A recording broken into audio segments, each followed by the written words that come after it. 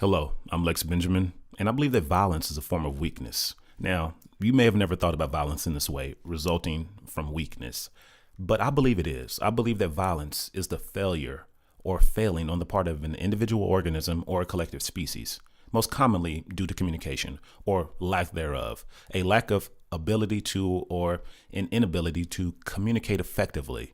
Thoughts, feelings, hopes, wishes, fears, wants, needs, desires, grievances, right? And as a result, we get violence due to this weakness and this inability. And I'm sorry, but there's no escaping weakness from violence, no matter whether you're the perpetrator or the victim. And I'll explain a little bit more why that is. We humans like to think of ourselves as being far above animals, like there's a large gap or gulf separating us and them, right? Now, when we look at them, we can clearly see that their ability to communicate their internal lives is limited, far more limited, infinitely more limited than ours in a lot of ways, right? And that limited ability often leads to animal aggression, and if we can even call it this, animal violence toward members of its own species or members of another species, right?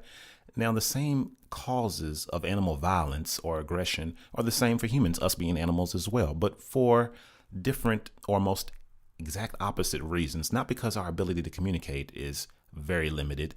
It's because our inner lives are so much more rich, so much more detailed, infinitely more detailed and complex than anything that we can get across via our current methods.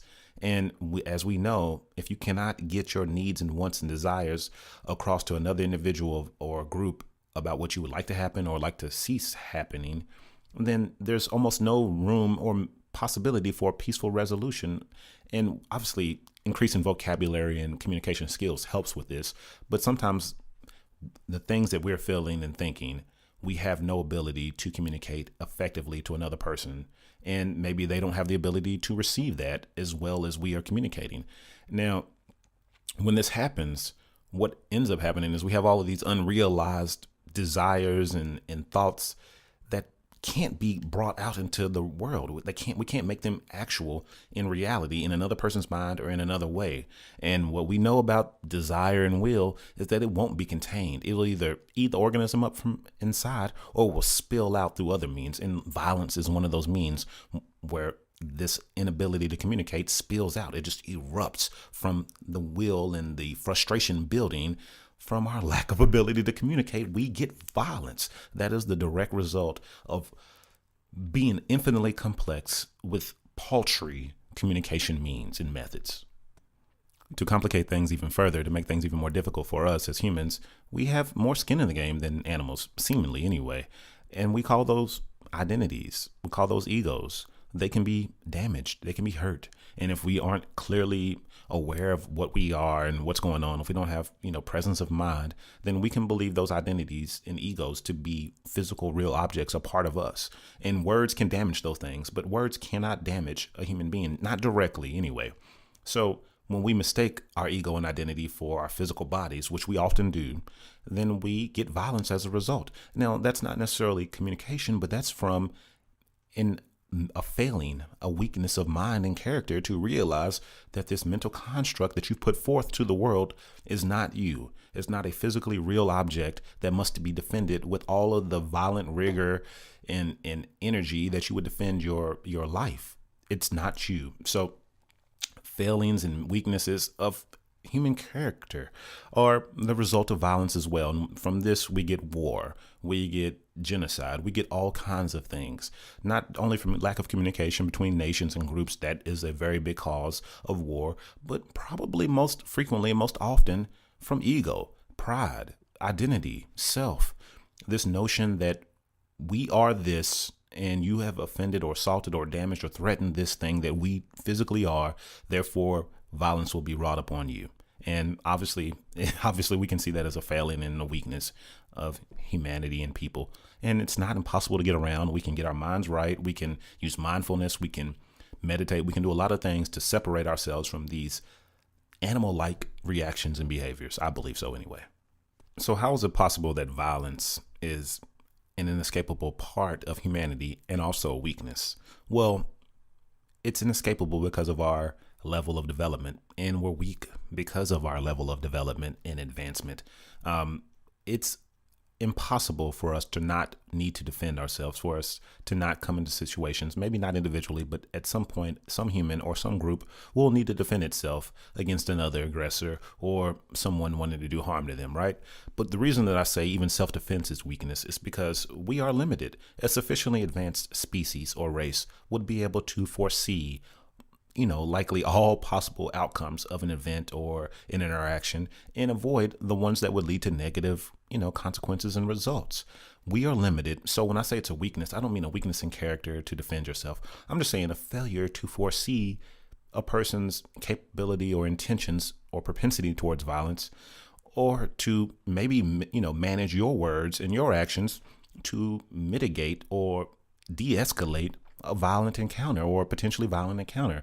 Now, yes, there are victims out there, but what I'm saying, I don't mean to victim blame or shame. I'm simply saying, I'm going to use an extreme example to drive my point home. An alien comes here, it lands. It does not need to be violent toward us. If it is advanced enough, then it can foresee our intentions, our potential courses of actions, and take precautions to eliminate any threat response that we may have before we're even aware that a threat is upon us.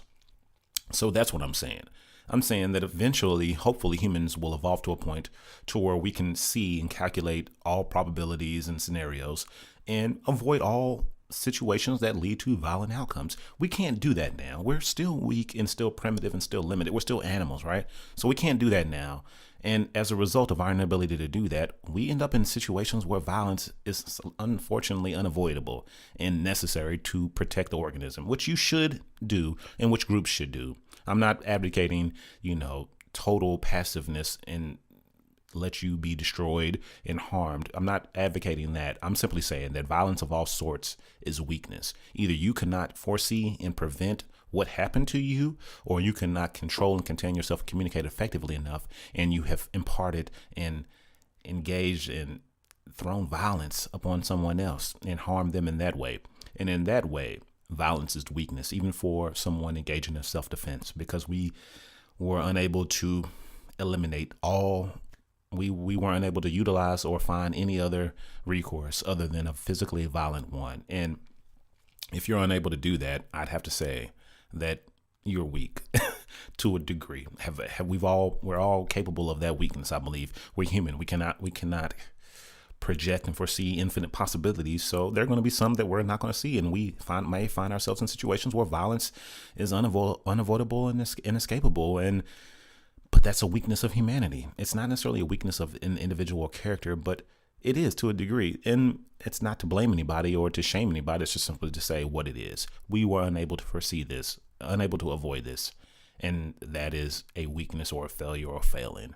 It does not mean that you are to blame or that you should feel ashamed if violence was, perpetrated upon you or you even engaged in violence. It's just recognize, hey, I need to check myself and open my eyes to what I am and to how I'm moving through the world.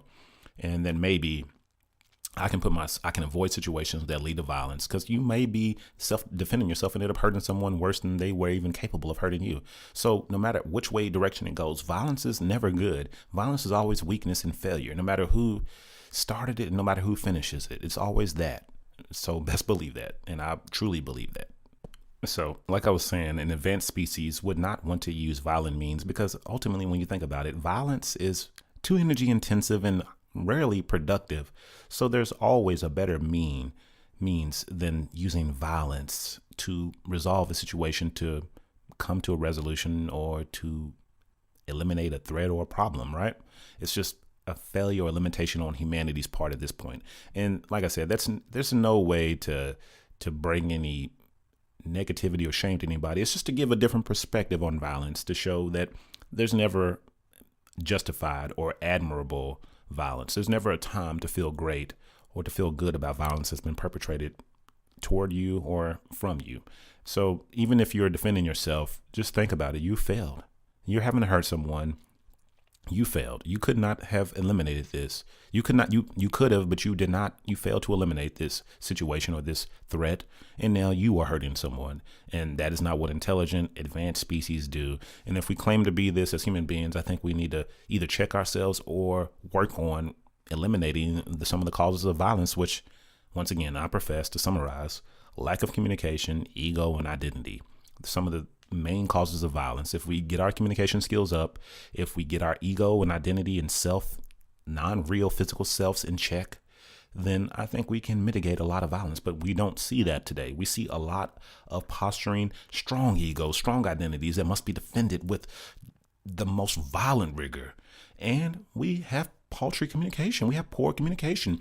We're having multiple technological means of communication, but the effectiveness of them does not seem to be, the effectiveness of communicating thoughts and ideas and ideals and feelings does not seem to be increasing with the advanced and varied means of communicating. The effectiveness of that communication is not keeping pace with the means of communication. And I think that's a failing on Silicon Valley, on corporate America, on middle America. Everybody that has a stake in the game should be pushing for better language and better communication and better conflict resolution and a minimization to self-identity and ego. If we really want to get to a peaceful place, not a utopia, we won't be there. As long as we're in this physical form, we're not going to have a utopia. So we need to get that off our mind. But a more peaceful place, a more peaceful world where we can coexist, resolve conflicts in a sensible, rational, logical way.